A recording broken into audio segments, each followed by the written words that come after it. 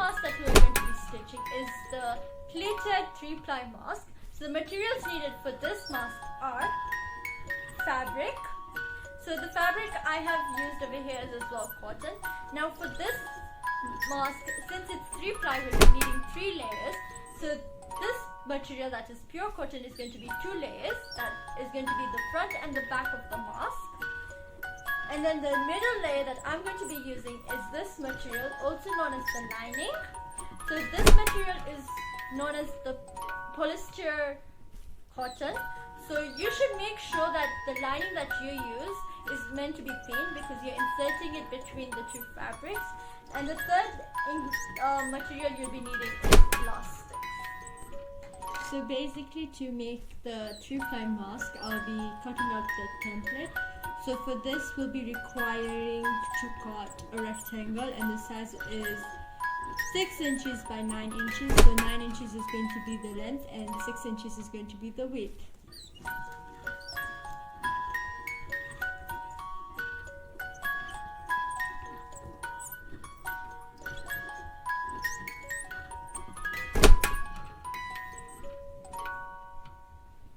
And also for this, we're going to be cutting 2 pieces. So yes.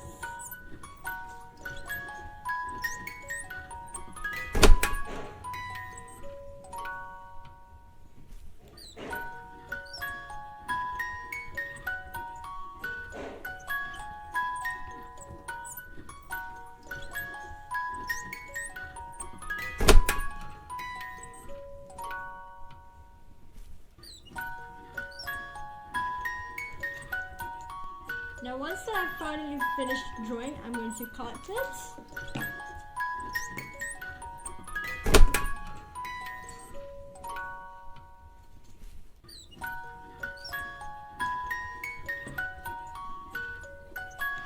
As you can see, I finished cutting the 2 fabrics.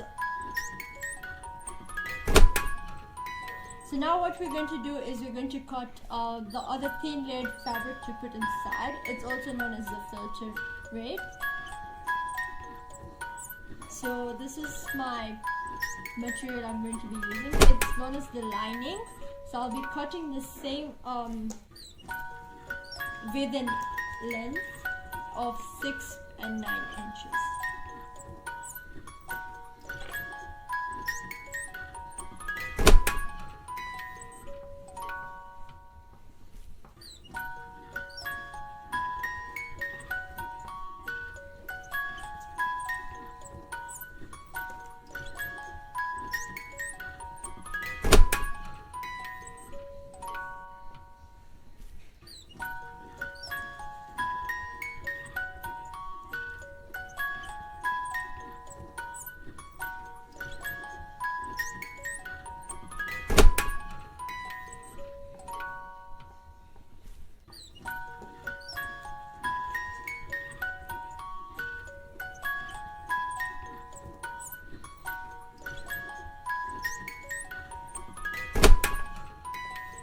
So once I've completed tracing out the measurement, I'm going to cut it.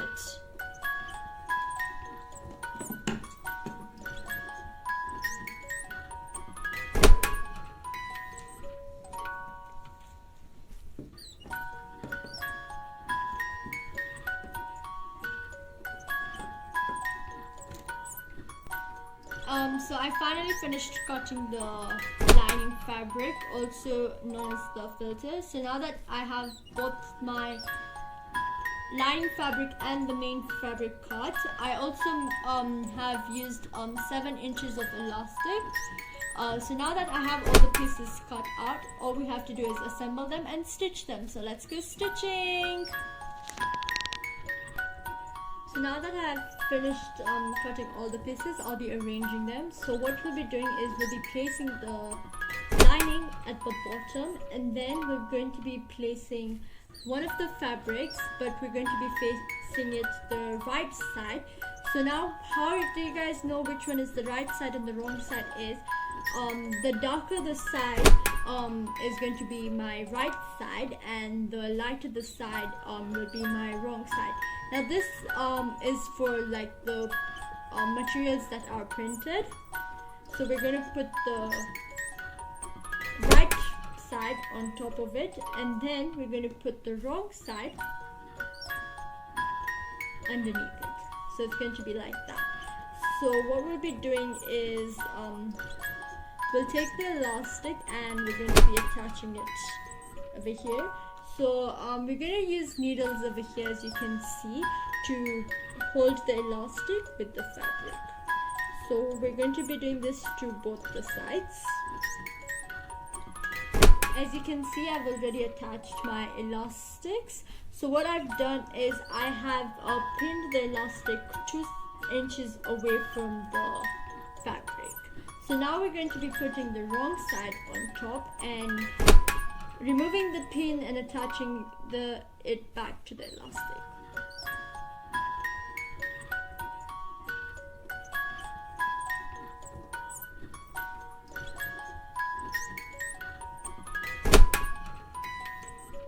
Since I've completed inserting the pins, we're now going to go and stitch it. As you can see, I'm in my stitching area. So what we'll be doing is we'll be stitching 1 centimeter all throughout, but in one of the side area we'll leave a bit of space. So I'll be starting to stitch from over here. So what we'll do is, so as you can see, I have left a bit of space and starting to stitch.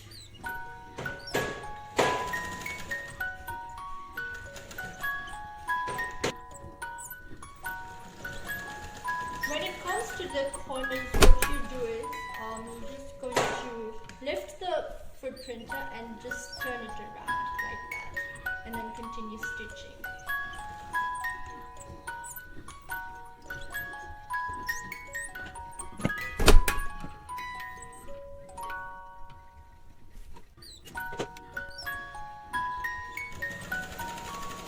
When it comes towards the elastic, all you got to do is just remove the needle,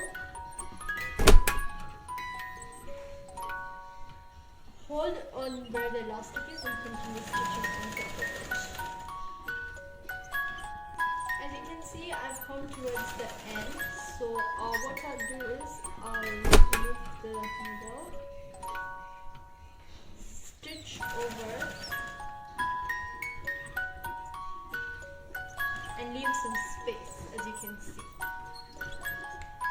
Now as you can see, I've finished stitching. So what I'll be doing is I'll be cutting off the corners.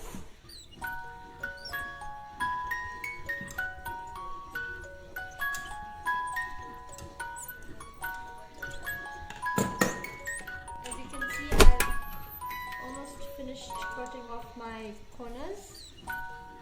So the reason why I cut off the corners is because then it gives me the shape I want. As you can see, once I've finished cutting the notches, what I'll do is the place that I left open, I'm going to be opening up. So I'll be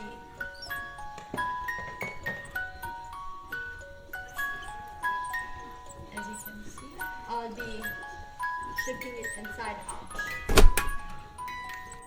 As you can see, I have folded it inside out. Now what I'll do is I'll use a scissor and I'm going to like straighten out the corners. Once I have completed getting the shape, what I'll be doing is I'll be folding it and then inserting my pins so that it can hold, and that's going to be forming my plates. So I'll be doing 2 plates. Once I finished pinning them, what I'll be doing is I'll be stitching all over again, and this way it will also close the gap we had left open.